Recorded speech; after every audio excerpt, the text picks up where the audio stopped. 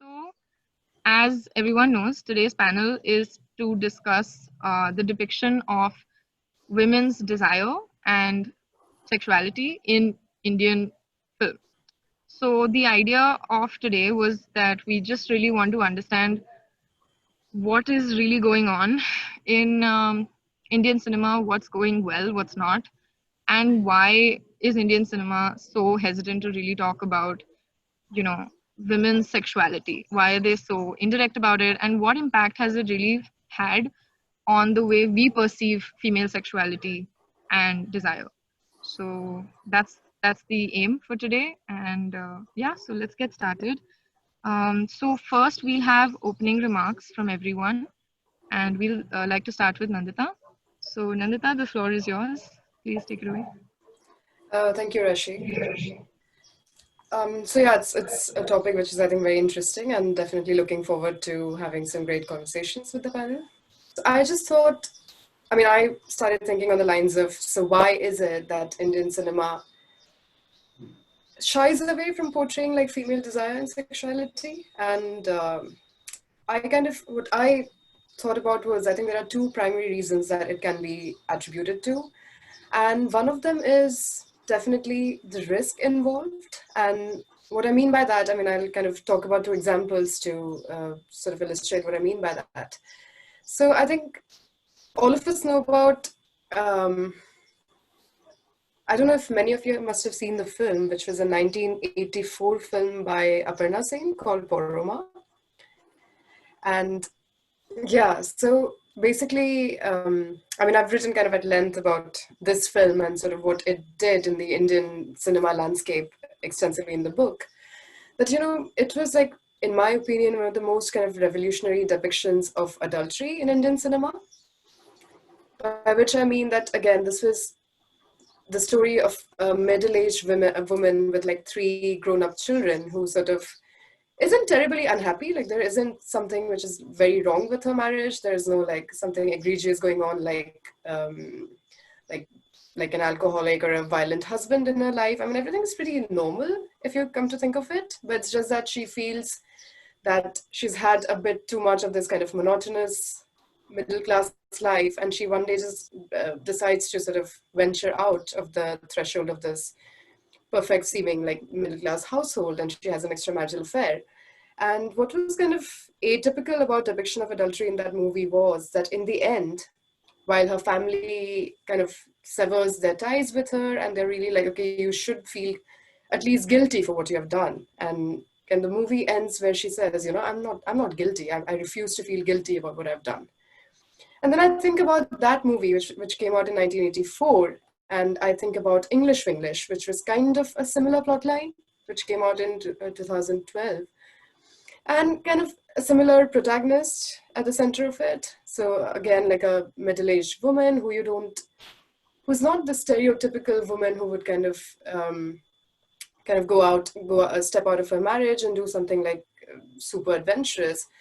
And then what I felt with English was a bit disappointed, though I really loved the movie. That, I felt like when it came to what she could have explored in terms of her sexuality, like the movie played a bit safe in terms of, okay, she goes back to her role as a mother and kind of holds up the ideal of that, okay, motherhood is the ultimate source of happiness and contentment for a woman like that.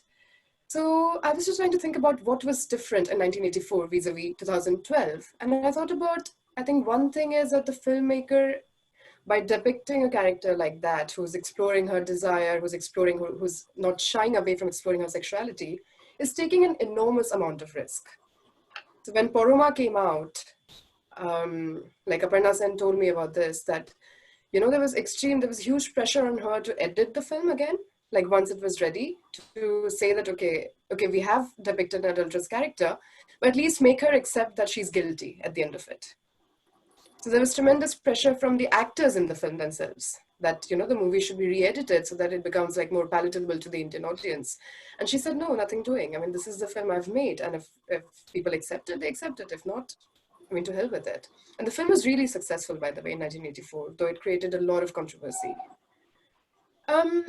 So yeah, I think for one, and both of these are women filmmakers. We are talking about Aparna Sen in 1984 and Gauri Shinde in 2012. So despite both of them being women filmmakers, I think it all kind of comes down to the risk that the filmmaker is willing to take.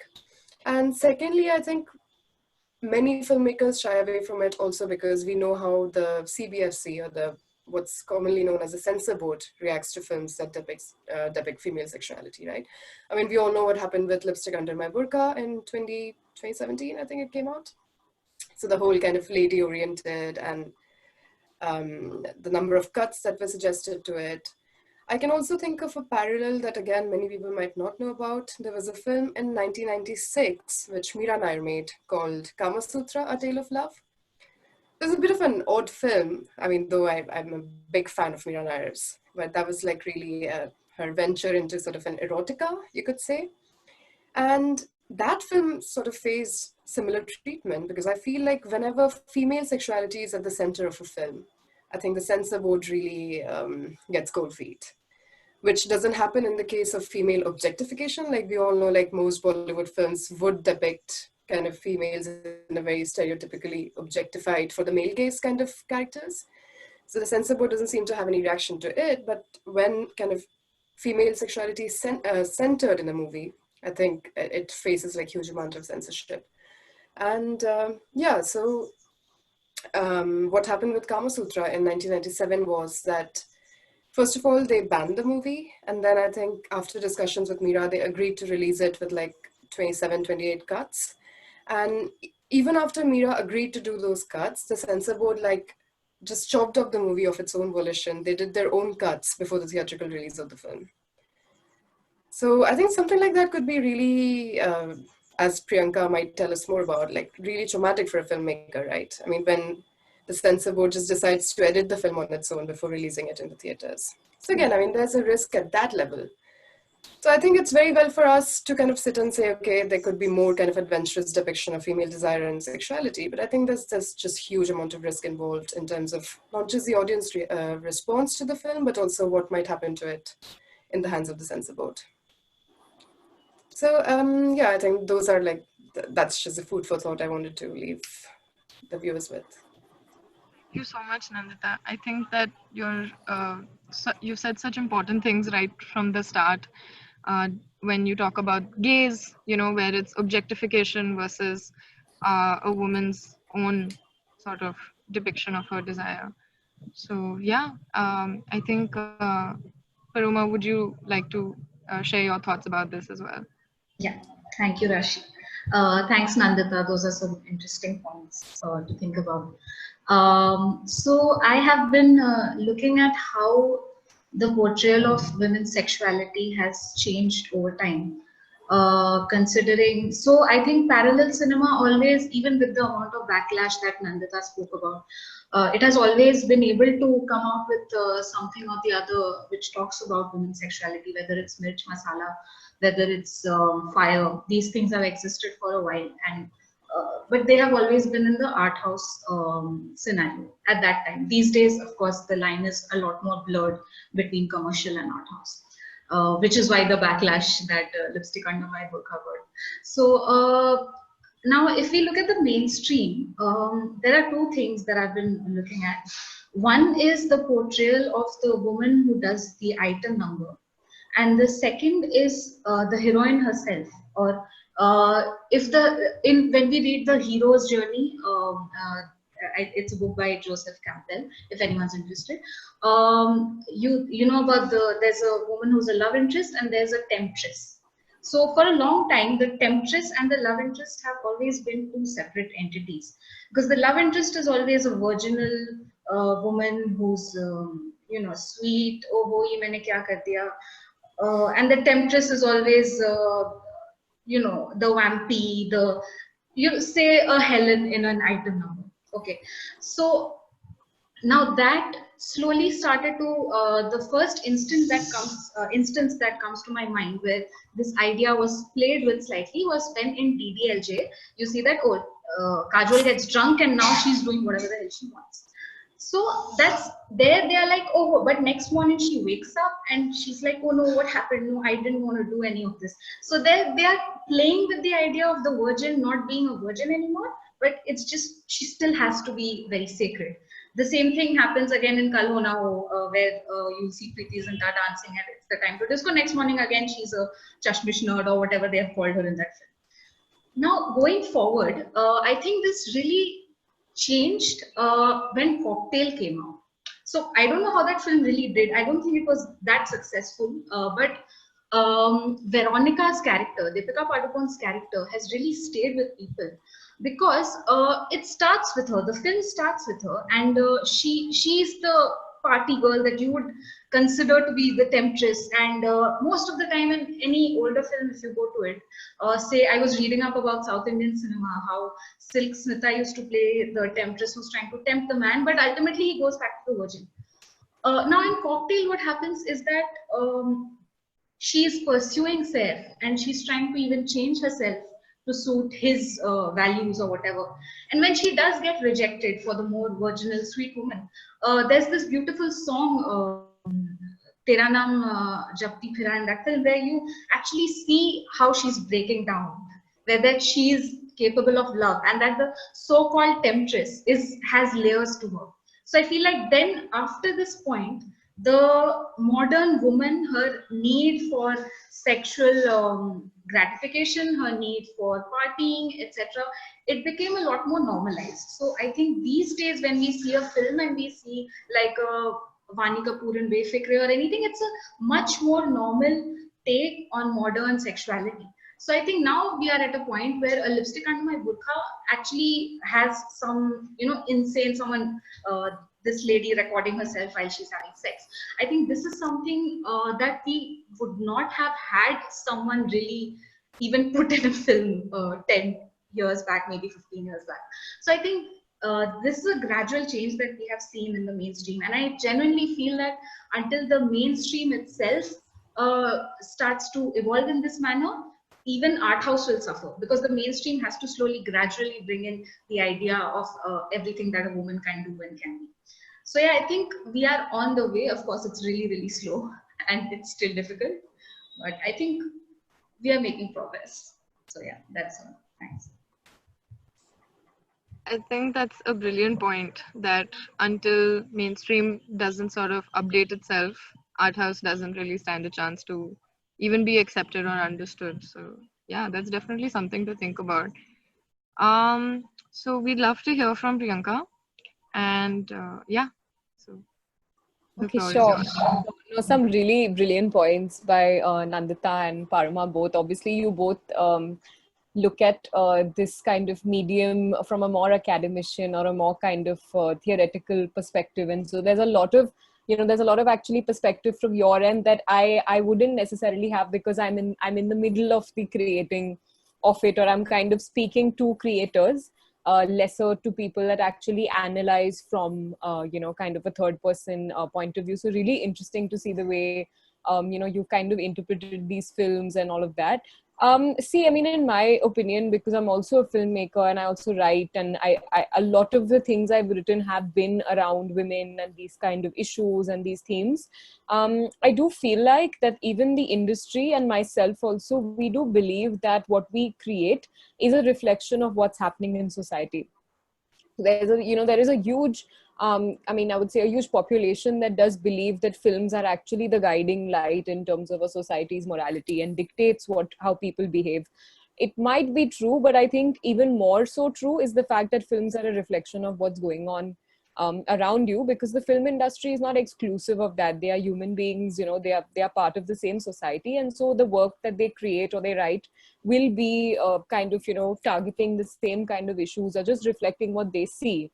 So, I mean, a lot of the points that Paroma also covered, with films like Cocktail, or if you look at Lipstick Under My Burqa, I think for a long time, even my belief has been that if there has been any real exploration of female sexuality, it has been in the art house, or what we call the parallel cinema, track. It's not been so much in commercial cinema. In commercial cinema, it's the sexy girl, it's the wild party girl. That's the girl that you basically have as some kind of representation of sexuality. And see, more often than not in any society, I really believe that a woman is seen as the moral conscience of a society. which is really unfair because we didn't ask for that position. But you know, it's been given to us. So in any film, if a woman is even shown, especially in Indian cinema, if a woman is shown exploring sexuality too much, she does pay a price for it, either in terms of ending up alone, the man that she wanted to be with leaving her for someone else, or at the end of it, she isn't happy with her own sexuality and her own exploration and she looks for love. So you've never actually seen, I mean, at least in Indian cinema, it's very rare to see a film where a woman is just happy exploring her sexuality and living in complete confidence with that, and not going after and seeking the more, you know, the kind of the more popular notions of what consists of a happy life, which is a family and a home and a stable partner. So I think the idea that women are the moral conscience, which is what I said before, it really infiltrates into our films as well.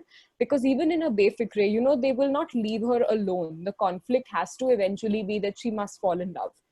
She must fall into like the boxes of what we believe is an appropriate, you know, way for a woman to conduct herself in society. And even in parallel cinema, to that extent, the women that are exploring their sexuality are not necessarily very happy, and they don't end up, they definitely, there is a sense of foreboding or forewarning to the audience that, see, if you live this way, look what's going to happen to you. Even if the filmmaker is trying to be like extremely forward and extremely you know, open-minded in how they approach the subject, they will eventually have to come back to that track, because they have to win an audience's approval. And it's also what they see around them, you know. So it's also about that. There are, in real life also, there are fewer examples of women that really kind of own their sexuality, and that's a function of the patriarchal kind of mindset that is there, and a lot of women that themselves submit to it. So I mean, my simple kind of one liner would be, it's a reflection of society. And a lot of the films, even as I'm writing them, I have to subconsciously like stop myself and say that, you know, it is okay for me to just leave it at this. I don't have to kind of take this character to some arc of like lamentation or redemption or something, simply because they decided to be an outlier. You know, I mean, that I think is, I hope that made sense. But yeah, that's basically my take on it. Yeah. Awesome. I'm so excited to actually hear the three of you sort of bounce ideas off each other, because I think each of you comes from a different perspective. So I think, yeah, I think we're definitely on the right track. I wanted to just touch on the point that you made right now about how these films, they actually always show a woman, even if she is exploring her sexuality, there's never like, it's never a happy ending. and and I think that also has to do with the fact that most of these stories are being written or directed by men.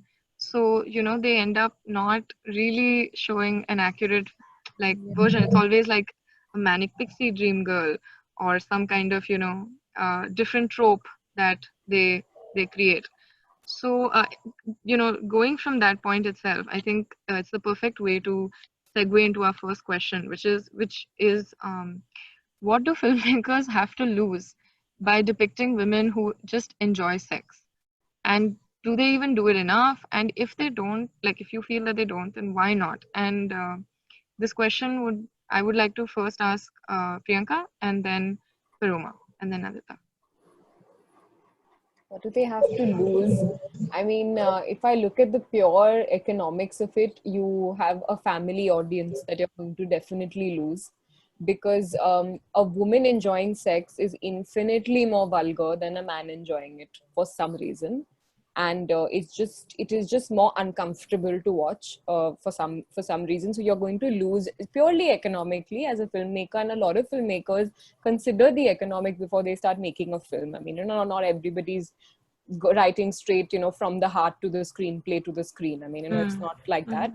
So I think purely that is, you will lose a chunk of the audience. Apart from that, I mean, I think, you know, the concerns of a commercial filmmaker, and by that I simply mean somebody that's looking to have a theatrical release, that is looking for all of those typical, I mean like you know, at least a medium sized, well, a good amount of theatrical release, not something where you just have one or two shows. For a filmmaker like that, kind of showing women that enjoy sex, unless it is in some way circling around a very heroic male character, it doesn't really kind of make sense. So they do touch upon it. So, you'll see in half of the Salman Khan films and a lot of our, the Khans, literally very skimpily dressed women dancing around them, and that's supposed to be a family entertainer. So it's not that the families or your uncles and aunties are not used to seeing skimpily dressed, for some reason, Caucasian women that are dancing around these heroes. They're used to seeing it, but they don't want that sexuality to tip over into actually watching any of these women from their perspectives. You know what I mean? Like if they're watching her as a third person, as somebody who's not relevant to the story, as just a prop, then it's all right. But if you immediately try to go into her perspective and how she sees things, then it becomes vulgar and it's kind of too close to handle. So yeah, I think that kind of is one of a few of the things that you'll definitely lose or definitely stir up. I think in these times it's more important to kind of look at what you'll stir up, because you might not necessarily lose. Things are evolving, the industry is opening up. Even if if you can't kind of there was a show that came out, Imtiaz Ali, I think it was called She or Her.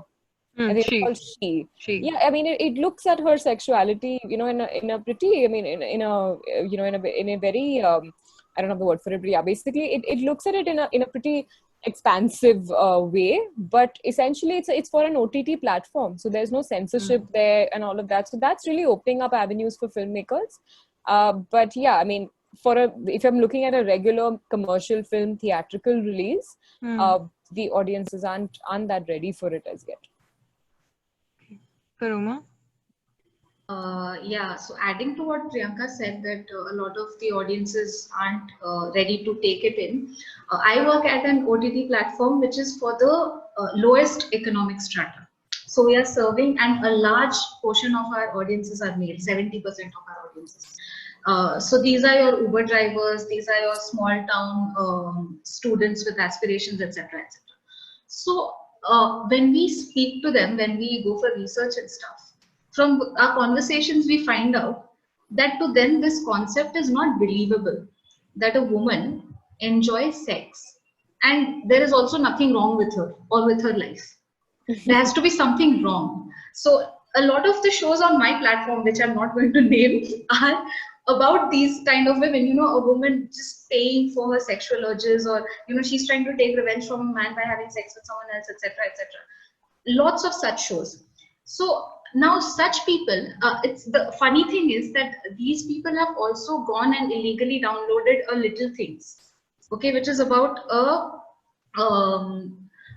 live-in relationship, and they are able to fathom that because there is no sexuality portrayed as such. It's just a lifestyle they aspire to, कि ऐसा बड़े शहरों में होता है कि सब साथ में रहते हैं. So they aspire to that. But when you're saying that, oh, a woman has sex because she wants to have sex, that is not, they don't understand that concept. They just don't understand it. A lot of men. That's one thing that is, for me, coming from the content that we are creating as a platform, that is the biggest challenge. So when we do create something of that sort, it has to be, it can't end well for the woman, basically. So yeah. Nandita?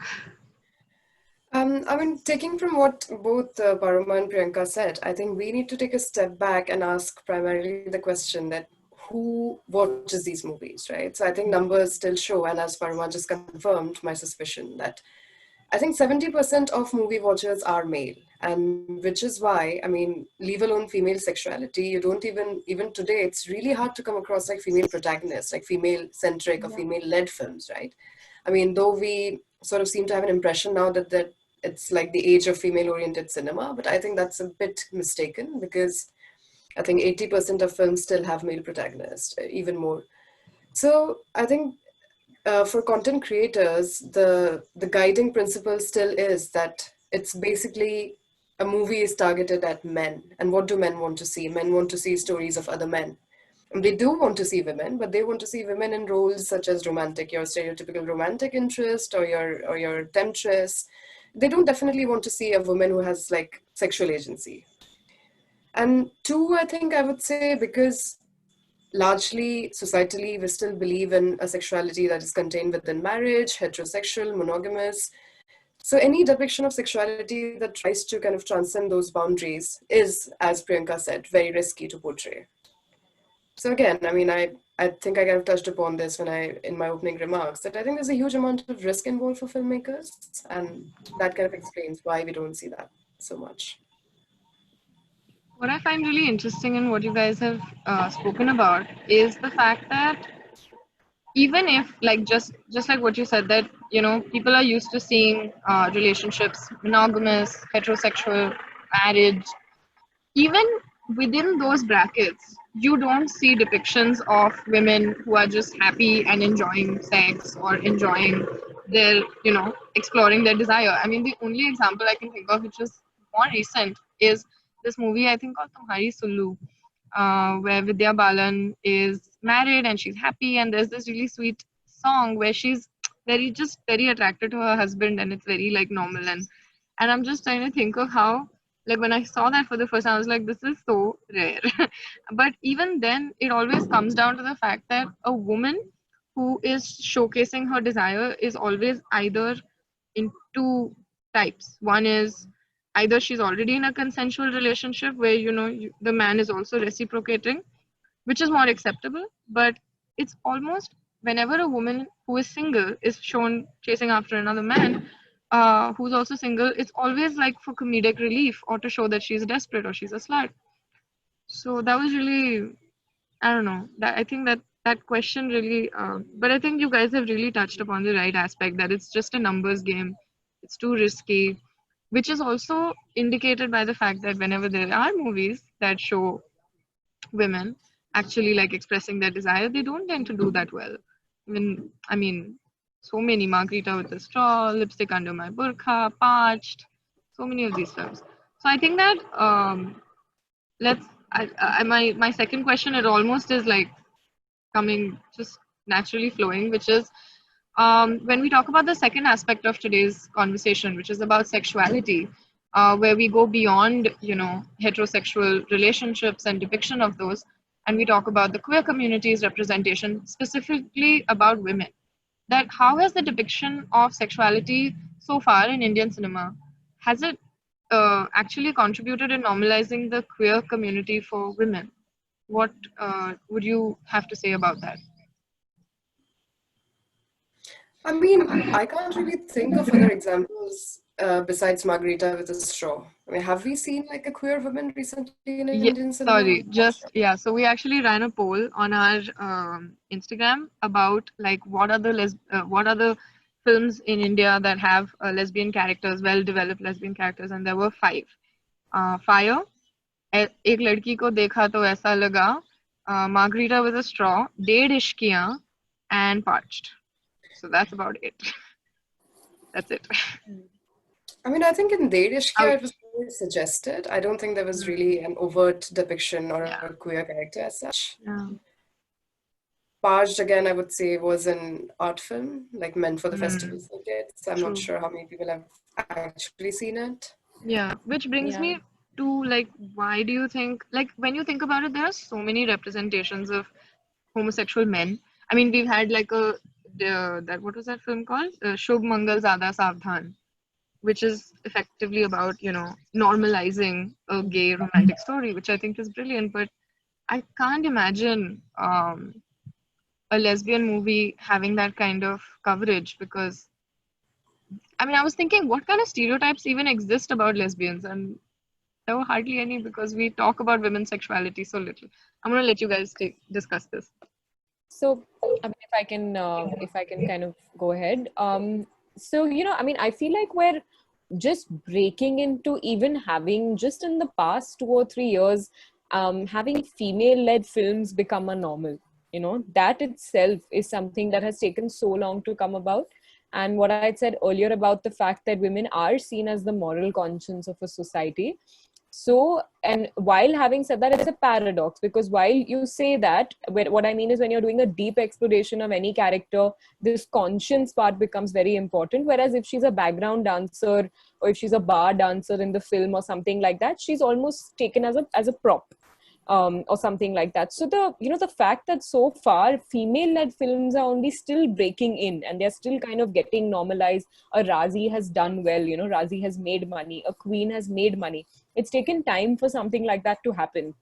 And even so far, if you even look at the gay community, I mean, so far, of course, Dostana was a very flippant kind of way of looking at it. And since then, there's been Shubh Mangal, Zyada Sabdan, and things like that. But even those, you have an Aligarh, which is again in a more parallel cinema kind of a space. But the commercial ones have been extremely careful in how they've looked at the topic, and they've been extremely sanitized in how they've done it. They haven't done it really looking into the intricacies of that community or anything like that. And even if they say it's a film centered around that particular community, that community is still used for comic, that situation is still used for comic relief. So Shubh Mangal Zyada Sabdan is a comedy. It's like a comedy about these two characters that are in love. And even though it's about the fact that they want to come together, it's all treated in this way, because treating it in any other way immediately puts you in an art house kind of a zone. So, I mean, that's possibly a reason why Ek Ladki Ko Dekha To Aisa Laga did not really work for me as an audience member. And it didn't work in general also, because it's trying to, cast actors that are well known, and it's trying to be in that commercial space. But at the same time, it's trying to make a point. So the audience is really confused. The audience is like, wait, so if you're trying to make a point, then do that properly and give us good actors to kind of make that point, and do it in that way, or do it as a blown out commercial film and make Ek Ladki Ko Dekha To Aisa Laga as an entertainer. That film was just confused, and I don't think it was confused in the making, it was confused in the watching because we don't know how to process something like that. So I think definitely female-led films itself we're breaking into. So coming to a queer story and that being the center of a story for a mainstream film, that's going to take time. I mean, even in parallel cinema, I don't know, correct me if I'm wrong, I don't know of many examples of the queer community. No, I absolutely agree with you on that. I mean, I had sort of a similar reaction to Ek Ladki Ko Dekha To Aisa Laga. Yeah. And I mean, I was also thinking in the commercial space, I think there are two very clear patterns that you can trace. That when, with male homosexuality, it's either very caricaturist or it's made for comic relief. And with female, with lesbianism, usually, I mean, there have been a couple of films in the very kind of uber commercial space, and I think they have been fetishized. So it's again, depiction of female homosexuality made for the male gaze. Yeah. That's very. So I think that's how the trend is still in very mainstream, commercial Indian cinema. And I think that's absolutely right. I mean, female-centric or kind of depicting female protagonists who are led is such a new thing in Bollywood that I think it will take us some time to get to led queer characters. Yeah. Somewhere I feel like it's very easy for the audience if we again note that a large part of the audience in India is male. It's very easy for the audience to even ignore that aspect of a film. Like if you mentioned Ded Ishqiya, and I don't know if it did as well as Ishqiya did, but Ishqiya was about a woman, she's trying to seduce men, and Ded Ishqiya, it was so, it was very subtle, like you mentioned. So there, even as a male audience, it's very easy to ignore it and pretend that didn't happen. So similarly, that's why, again, if we go back and say that, there are films about lesbians in the art house, basically in parallel cinema, but there's not much in commercial. And again, like Priyanka said, why is it not entertaining if you're making something like Ek Ladki Ko Dekha To? I do feel that it should have some comedic value, because that's how you break into it. Just like a Bareli Ki Barfi is a comedic take on the sexual desires or a small town woman's need for a partner as she pleases, or her choice of who she wants to be with, someone who accepts her the way she is. So similarly, somewhere comedy needs to be brought in. And at the same time, I feel like if such a film happened, or a film about two lesbians, and it's a comedy, I feel like even that would get a major amount of backlash, because immediately the censors would pick up that this film has a chance to be actually watched, to actually, it might reach a larger audience. So I don't know. I think that's another reason that it hasn't happened. That's such a brilliant point. I think, yeah, they're so afraid. I mean, I was just looking at reviews by the censor board for movies like Parched and Fire and Lipstick Under My Burqa, as Santa mentioned, and they're terrified of having any film get out there with a positive message of women's agency.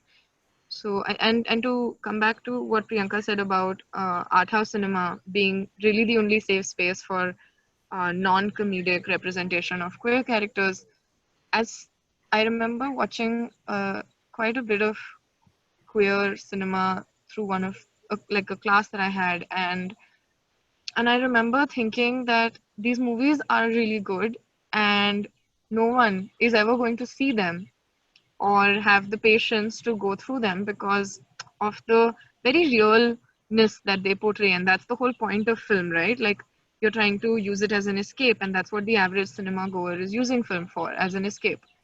So yet they want to see something familiar. So I think you're right. There definitely is going to be a long time before we can really access a lesbian story and just treat it like it's normal. Let alone, other more complicated characters like trans and bi. And, yeah. Yes. Okay. So just give me a second. I'm so sorry. I got so caught up in this. So the next question that I have is what how do male and female filmmakers differ in depicting female sexuality and desire? And I would ideally love to ask this question first to Nandita, who's written an entire book on this topic, and then Priyanka and Paroma.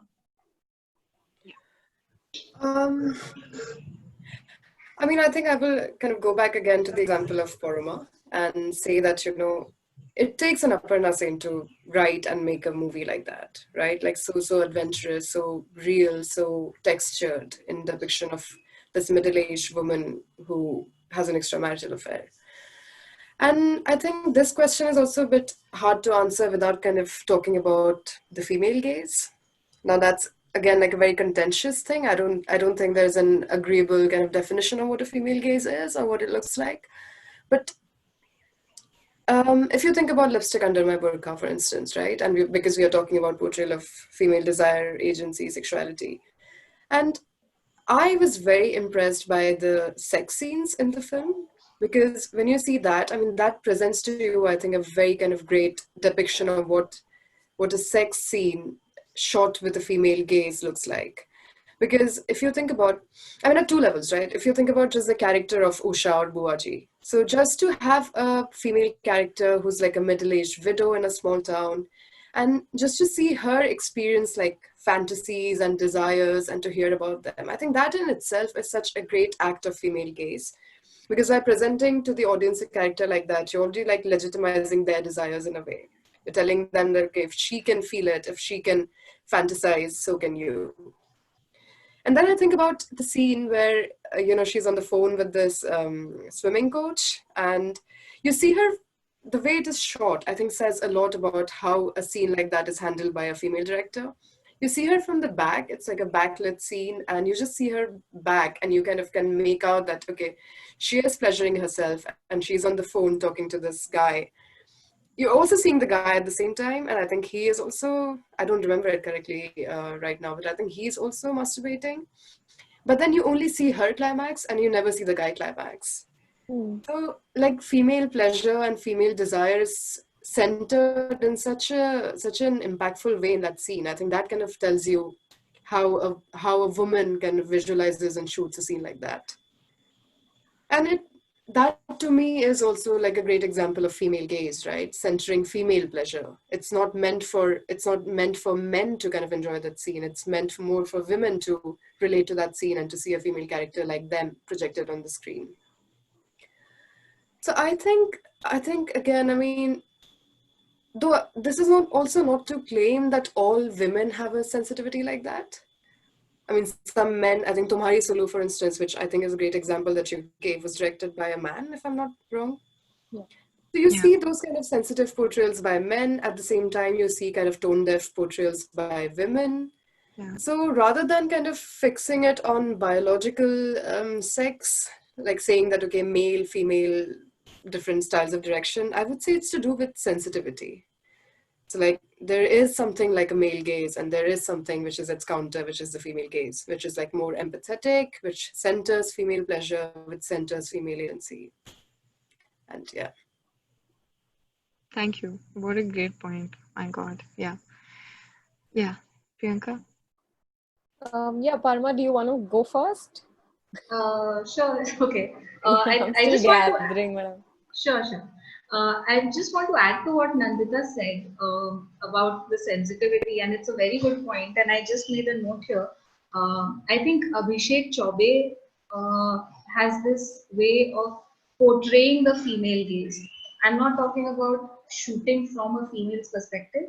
I'm talking about actually showing the female's gaze on screen. So if you remember the going back to Ishkia, if you remember the Dil To Bacha Hai song, it starts with Nasiruddin Shah standing in a bus, and the woman is just looking at him, and like it's such a strange shot to look at because that's not something you're used to.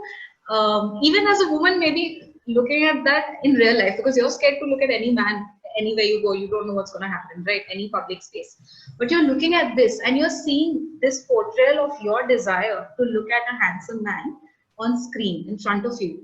And it's in a way, it's also instilling the respect in a man's heart for the woman's gaze, for the woman's desire for him.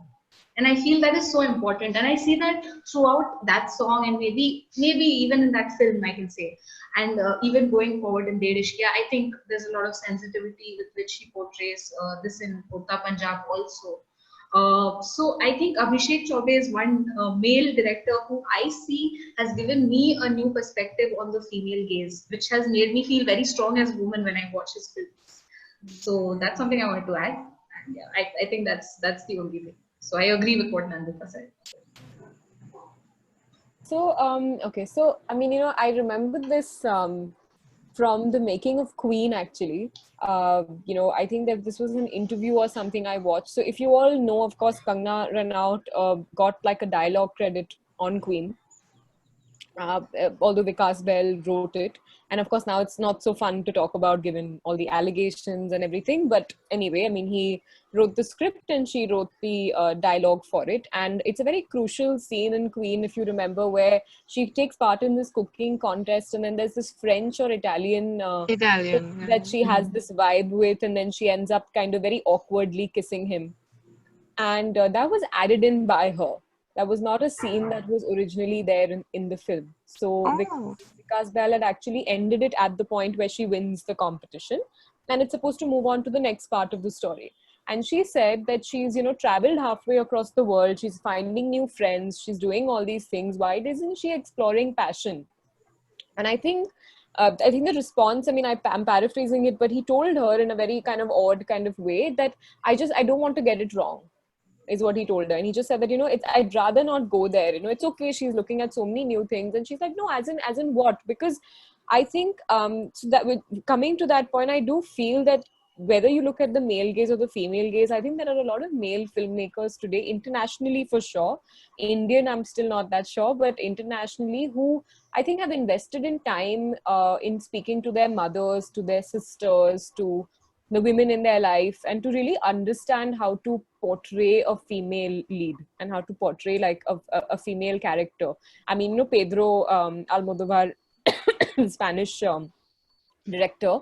Of course, this is a conversation about Indian cinema, but if anybody is interested, can go and check out his work. Most of his films are centered around women, and he writes those characters beautifully. And it's obviously because of the insight that he's gotten from a whole bunch of women in his life, I'm sure. So there is that perspective as well. And there are men that are very happy to kind of understand the opposite perspective and kind of bring that gaze into the way that they make their films. I also think, like Paroma I'm sorry, the way Paroma kind of, or sorry, did you say it, Nandita, about the lipstick under my burqa? Yeah. That scene about, yes, you said it, Nandita put it across. Yeah, that's very true, because you know what happens is very often when there is a sex scene, the male gaze, possibly there is a little bit of ego that climbs into it, but there is a need to make it look extremely pleasurable for the woman, and to make it look like I don't know what's happening. Anyway, yeah, so it, you know, I mean, kind of to make it look like extremely pleasurable, more so than what normally happens. And a woman's gaze will always show you a more realistic perspective. It'll even show you, I can't remember the exact film, but it can also show you a woman whose mind is wandering while she's having sex and she's not enjoying it. And the male gaze will almost always not, you know, show you that side of things, which is why you need more, you know, female filmmakers, or you need more men that are investing in the female gaze, even when they're kind of shooting a scene that has a woman in bed with someone. So yeah, that's just my 2 cents on that question. Yeah, and I think the one thing that we all seem to agree on is that if we want to see more kind of female desire on screen, then the one way to have it is to just to have more female Yeah, filmmakers. Yeah. simple enough, or at least more female writers. But I mean, of course, I mean, especially here in Bollywood, directors really dominate the medium finally, more so than the writing. I mean, there isn't that much of respect for the writing here. But yeah, I mean, female directors, absolutely. I think that would really change things. Yeah. Yeah, so I just want to let everyone who's watching know that we'd be happy to take questions now. We're in the last 10 minutes. I didn't even realize when time passed by. And we still have, like, honestly, we can just go on. There's so many other questions that we had thought of. So if anyone, yeah, so we've already got a couple of questions. And okay, so someone is asking, can you talk a bit about the audience reaction to lust stories? That's a good one. I was thinking of bringing it up, but then I was like, it's on Netflix. I wasn't sure if it would count as, you know, Indian cinema. But I mean, if any of you would like to take it, I think that would be. I think someone's mentioned Kissa in the chats, and I think, Yeah, that they were definitely mentioning it, I think, in terms of. worth talking about in terms of desire and sexuality.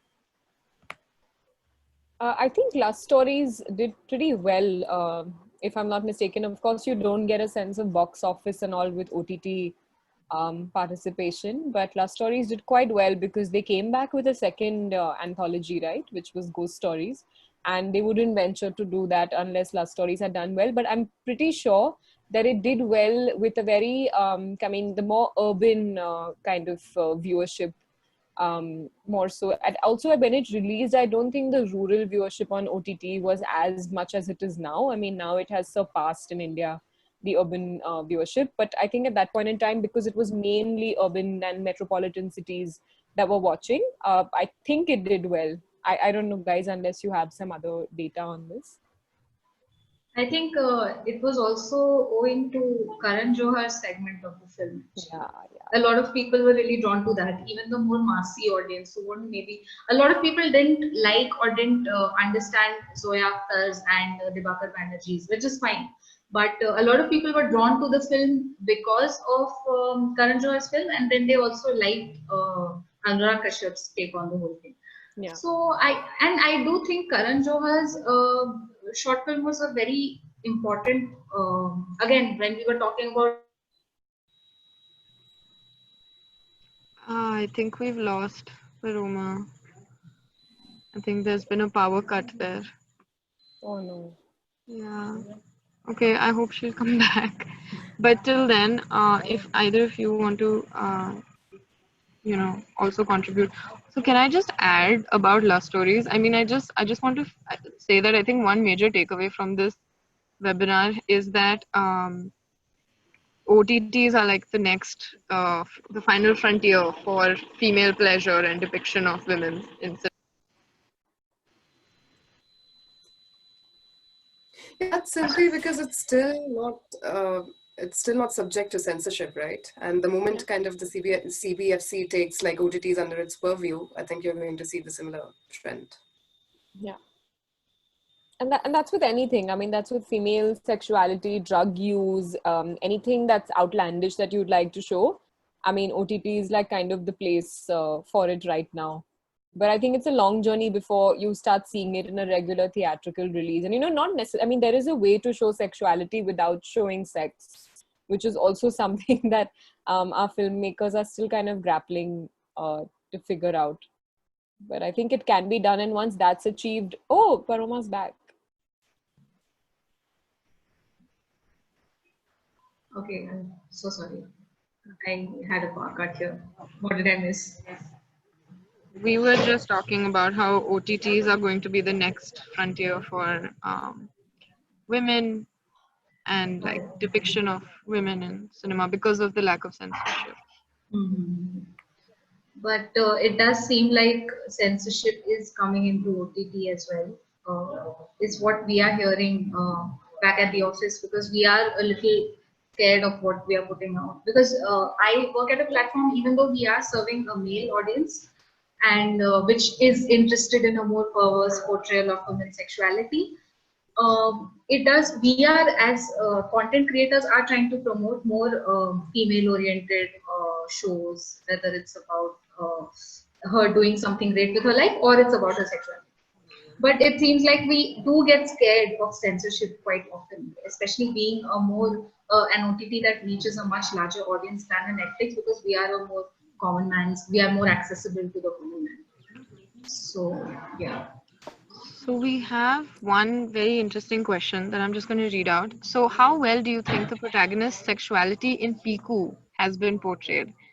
For instance, there's a scene in the first half of the movie where she returns from some party and sees that her father has had some alcohol and is dancing to a song, and she just lets that pass away, and she closes the door and calls Jisoo Sengupta's character, and the next morning we see him come out of the room hearing how Piku's father got ill. I believe that's just done with subtlety. Piku, such a great movie, so much to discuss. So anyone of you who actually, I'd like to hear Paroma's view first on this, because I know she's talked about Bengali characters in films on her videos. So I would love to know what your take on this is. Yeah, I think what they've written is very true. Like I, I think it's fine. I think what they've done is very subtle, and for that film, it's fine because it explores more Deepika's relationship with her father and the manner in which it's affecting her own life and her own individuality. They have spoken about sex quite loudly.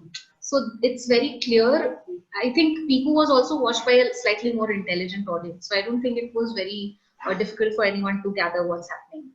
So maybe it could have been a little less subtle, but I still think it was a pretty decent way to show it. I don't see anything wrong with that, honestly. We have one very, if anyone else wants to pitch in. I mean, sorry, go ahead. Nana. No, go ahead. Oh, I was just going to say that, yeah, I think it also, I mean, sex in and of itself shouldn't exist to make a point, right? So it also has to be in a way cogent with the tone of the overall tone of the movie. Yeah. That's actually pretty much the essence of what I was saying. So we can carry on. So we have a very interesting question here. How can we bring a change within families to avoid changing channels when there's a sex scene? So anyone who wants to answer this? I don't know. I mean, if any of us are really kind of experts on this topic to answer the question. I mean, my parents are walking around the house listening to me talk about all of this. So I think as a child, you're more. I remember, this is just a personal experience that I'm sharing. My father and I always used to watch English movies on TV, right? And it was always a Bond movie, and there's always a sex scene coming up, and both of us know when it's coming. And the moment it comes, I leave the room.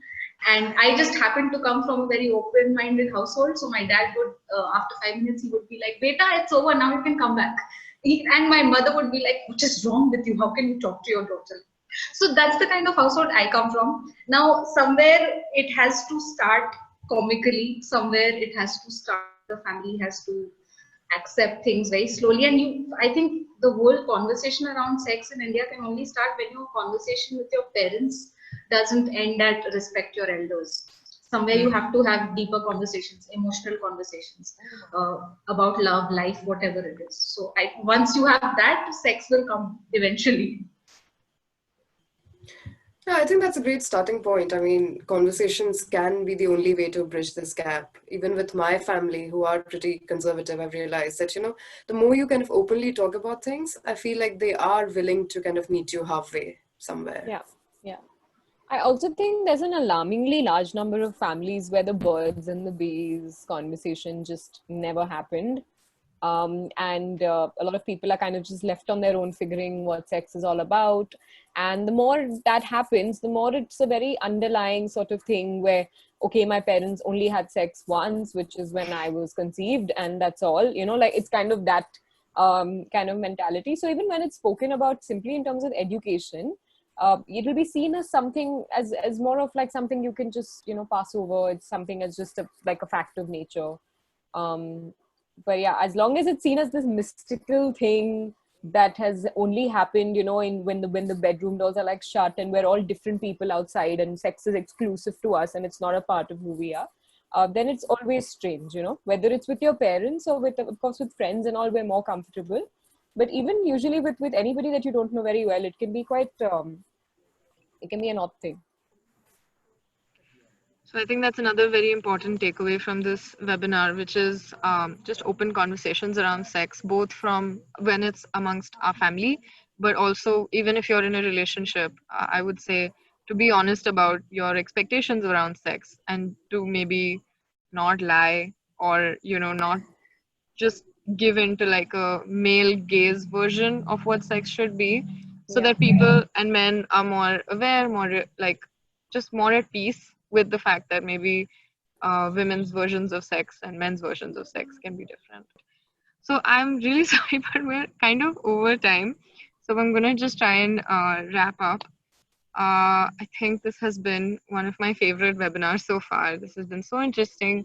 And I think all of you have just brought in such amazing points, so much more than what I knew about this topic and what I thought of. So I'm so happy. I hope the audience has also enjoyed this, and I'm sure they have. And actually, I shouldn't be the one saying that.